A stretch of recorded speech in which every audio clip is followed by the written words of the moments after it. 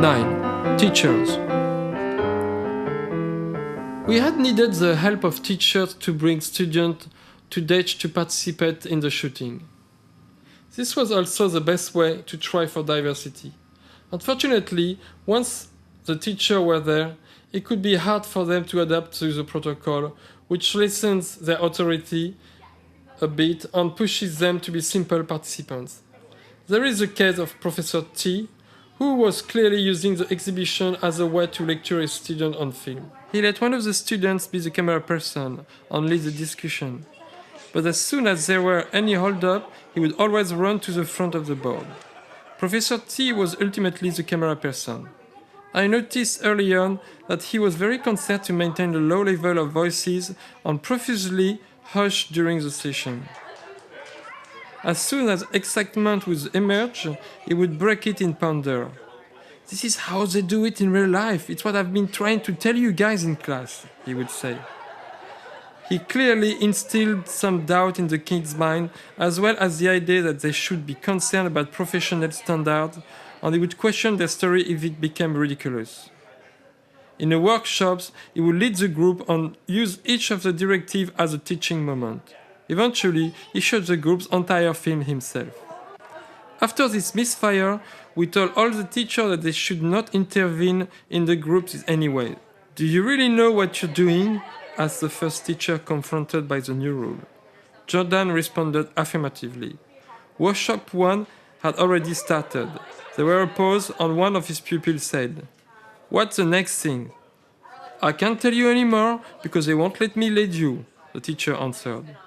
At that, there was this amazing look in each of the students' eyes, like they had just been told school was cancelled forever. They all got up and started throwing out ideas and finished faster than any other group that came through. The film was about a girl getting pregnant from some guy who had a lot of lovers. One of his lovers was upset he was sleeping with a pregnant girl, so she decided to get a group of friends together to kill the girl. There is a huge brawl and the story ends with a violent girl getting arrested.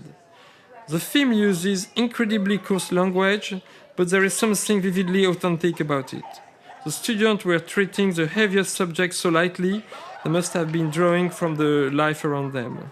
I had a few conversations with teachers who admitted how hard it was for them to let go of their authority, even for one afternoon.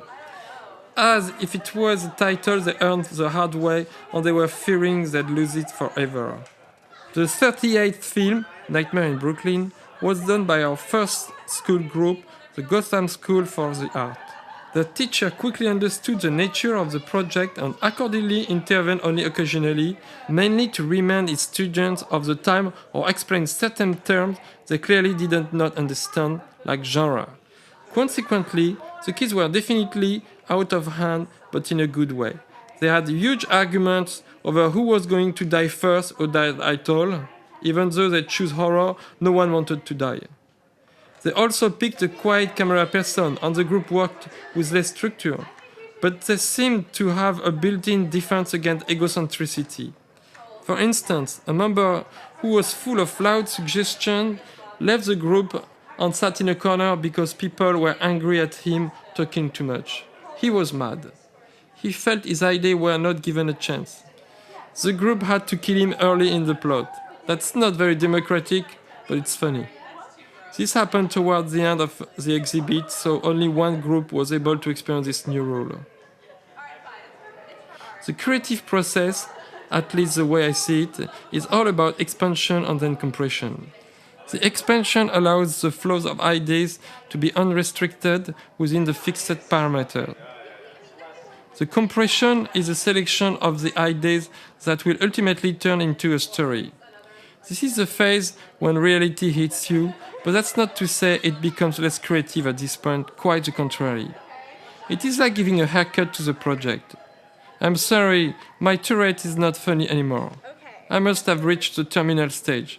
Anyway, at this stage of the workshop, sacrifices are made to preserve the best element, the one that helps the whole project.